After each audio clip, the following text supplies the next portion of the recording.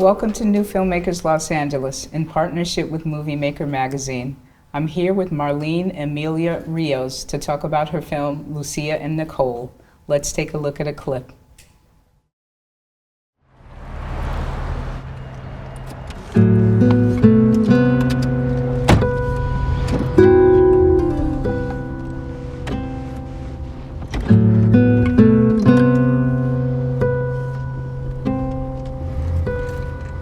I haven't had a real meal in days.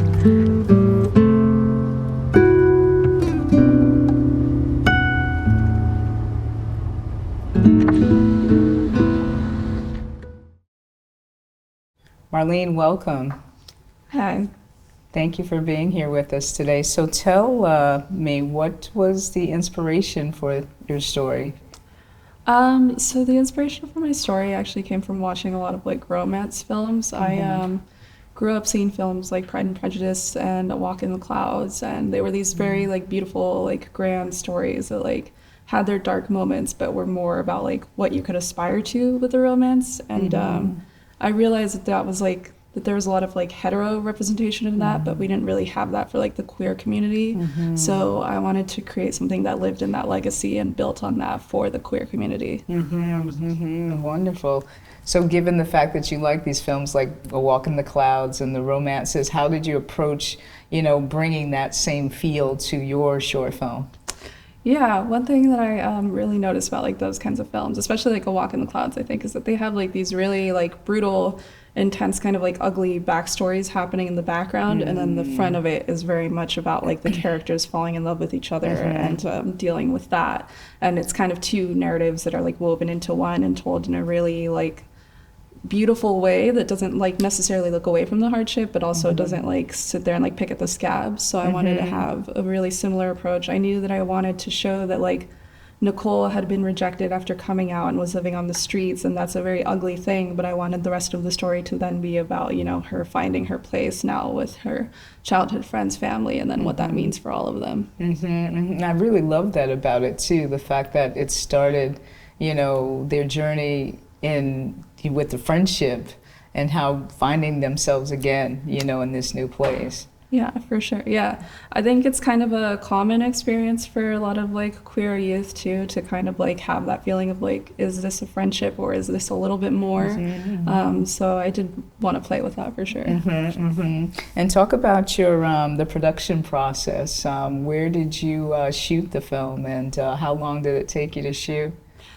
So we shot in Albuquerque in New Mexico, and we kind of produced it remotely. We had a producer on the ground in Albuquerque, but we were in LA, and we only had a 2-day shoot, and we were there, I think, for like 4 days total. So it was very much like we landed there, checked that all the locations that we wanted were like actually workable and usable, and then shot the next 2 days. And I think like the 4th day was pretty much just like pack up and fly out. So it was super quick. Yeah. So you produced it from here or from there? From here. And then, we had an on-the-ground producer too. Oh, wow. So that was like crucial because she was able to like go to the locations ahead of us, and we just kind of had to like trust that like it worked. Wow. Why did you make the choice not to be there? Was it just constraints for time that you couldn't? Yeah, it was just like I was working full-time at the time for a car company. So it was like I needed to be here, and I really wanted to shoot in Albuquerque. Because I had gone to film school there, and I was very familiar with like how special that community is. It's one of the few communities in the U.S. that's like primarily Latino and Indigenous, and there's also a strong like queer community. So I wanted to showcase that for sure. Yeah, it had a really distinct look, to it. Yeah, like I could feel that wide open Arizona, New Mexico feel. Yeah, the really open skied feel. And how, what was your crew like there and versus here? I mean, how did you work that out? You said you had someone down there, but how did you literally Zoom on the time? Talk about what that process was like to produce a film direct a film from far away. Yeah, so our producer was, she is well connected in the industry there, thankfully, so that like gave us a lot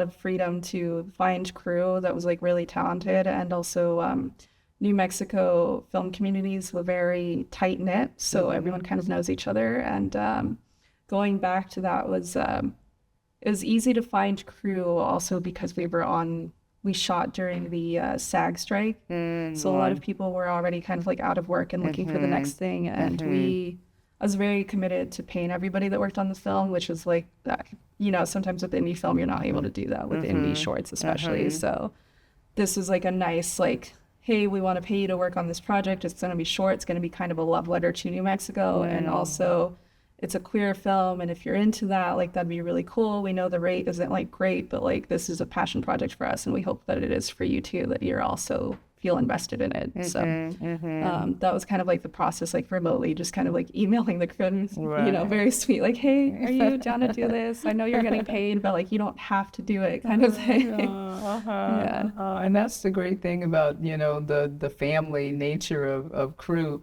in places like, you know, Albuquerque, you know, that like you said, we're going through a strike and people coming up to bat for the artists that are you know, for working. sure. Because it was like, it was really special to be able to pay, especially like, the actors and crew, like while they were in that time where there wasn't really much shooting. So right. What was the casting process like?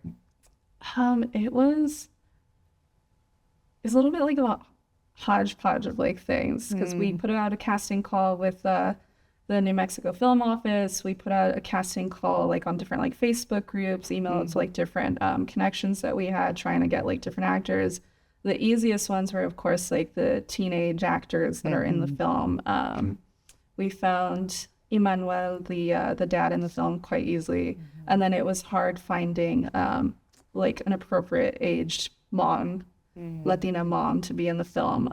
It's just kind of like the reality of working with disenfranchised groups. It's just like, film is a very expensive thing to be in, and then if you're not getting paid to do it, it's kind of like you age out of it, because you need to make the money. Right. No, I understand. It's true. It's very, especially in Albuquerque, where it's not a consistent flow of work. Yeah, for sure. Yeah, I totally understand that. Yeah. So are there any specific filmmaker influences? You talked about films, filmmakers that you admire that influence your work as an artist? I mean, definitely, yeah. I mean, of course, there's like Joe Wright's like a big one. We have like for this especially, like the kind of main influence was Emmanuel Lubezki, and you know, he shot A Walk in the Clouds, and obviously you have like these very beautiful grand moments on screen, and we wanted to be able to like bring that in as well. And yeah, I mean, there's plenty. I usually would say David Fincher, but that doesn't really apply here. So yeah, right. It's a very different vibe. Very different vibe. Very different vibe. Yeah, but yeah, Fincher is definitely somebody to admire. I love him too. Yeah. I think he's very meticulous, and we did shoot on film, so I think that does. Right Yeah. on. Yeah. It The does carry colors, over. you can tell. Yeah, I can tell from the colors. Yeah. Cool. So, how did making this film change you as a person, or any when you started out? You know, you were Marlene, and then after you finished, you were another Marlene, maybe. Yeah. So, what was that like? You know, how did it influence you personally?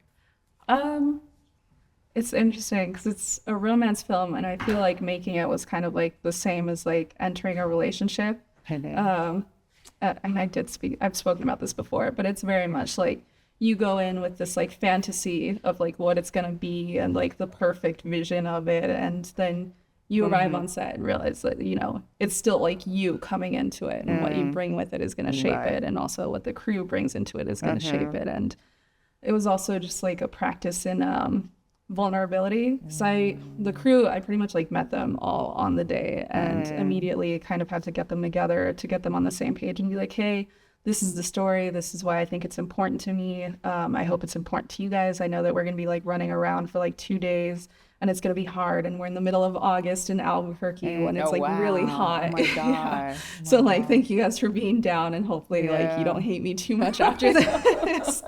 So yeah, it's like, I think almost the same talk that you have at the beginning of a relationship too, right? Of like, what are you hoping to get out of this? But yeah, and then you know, you do it and you realize that all those little like imperfections kind of come together and make something that is different than what you hoped for, but is still like really beautiful, I think, hopefully. cool. Yeah, yeah, it's true with the relationship thing, and you don't know, you know where you want to go, Yeah, but you for know, sure. and hopefully it turns out better, you know, and it does a lot of times. So tell us what are you working on now, and where can we follow you to keep up with you on this film and any other projects you have? Yeah, I'm hoping after this to do a like immediately after to do a body horror short about losing yourself in a relationship called Mm. I See Me in You. Oh, wow. That's the project that I'm hoping to do next. A little bit of a departure, but still another like queer film and something to like play with. And relationship, you know, Yeah, it sounds of like. course. So yeah, yeah, wonderful, Yeah. wonderful. And where can we follow you? Oh, yeah, I am on Instagram. My name is a pun in Spanish. It's Cinechito or Uh, Cinechito. Yeah. okay, Cinechita. Yeah, at Cinechito. Okay, Yeah. okay, great. Well, thanks for joining us today to talk about your film. I really appreciate it. Yeah, anytime. Appreciate Thank you. you. Okay.